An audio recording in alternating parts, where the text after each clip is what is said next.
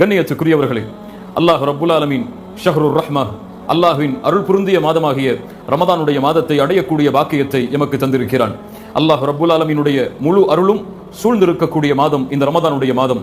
அதன் காரணமாகத்தான் அல்லாஹ் ரப்புல் ஆலமீன் இந்த மாதத்தில் அவன் விரும்புகின்ற எல்லோரையும் அல்லாஹ் நரகத்திலிருந்து விடுதலை செய்கிறான்.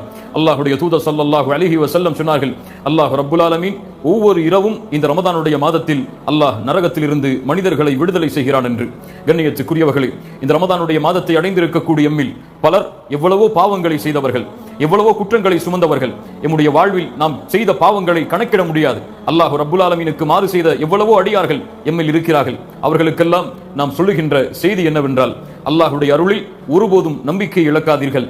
அல்லாஹ் ரப்புல் ஆலமீன் நான் செய்த பாவங்களையும் மன்னிப்பானா?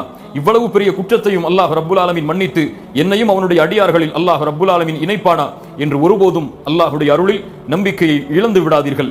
உங்களுடைய உள்ளத்திற்கு சொல்லுங்கள், அல்லாஹ் ரப்புல் ஆலமீனுடைய அருள் முழுவதுமாக உன்னுடைய மரணம் வரை உன்னை தொடர்ந்து கொண்டே இருக்கும். இந்த உலகத்தில் யாரும் எதுவும் அல்லாஹுடைய அருளிலிருந்து விலக முடியாது.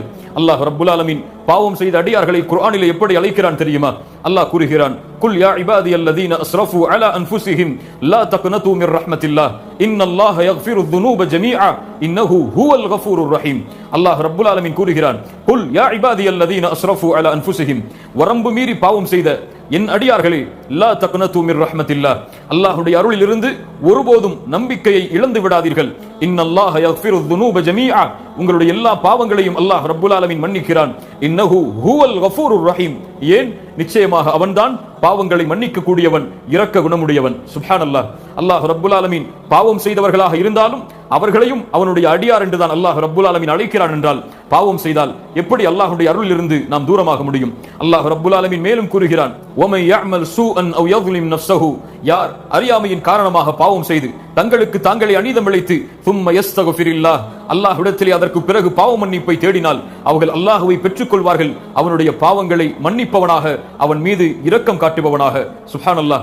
அல்லாஹ்வுடைய தூதர் ஸல்லல்லாஹு அலைஹி வஸல்லம் சொன்னார்கள், அல்லாஹ் ரப்புல் ஆலமீன் இரவில் தன்னுடைய கரத்தை விரித்து வைத்திருக்கிறான் பகலில் அடியார்கள் செய்த பாவங்களை மன்னிப்பதற்காக. அல்லாஹ் பகலில் தன்னுடைய கரத்தை விரித்து வைத்திருக்கிறான் இரவில் அடியார்கள் செய்த பாவங்களை மன்னிப்பதற்காக.